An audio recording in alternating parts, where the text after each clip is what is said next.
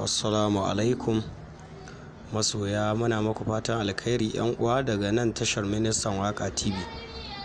Yau za mu nuna muku yadda ake gano watch hour, ma'ana ka gano ainihin awa nawa kake da shi. To ga yadda abin yake.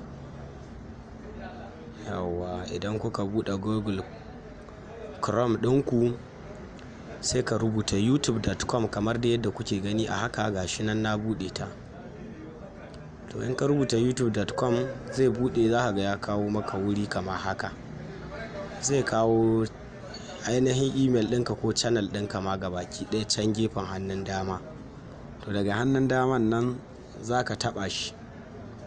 Gashi nan ka gani ya buɗe, nawa ne wannan. To idan ka taɓa gefe za ka iya maida shi desktop site, za ka ga an rubuta desktop site.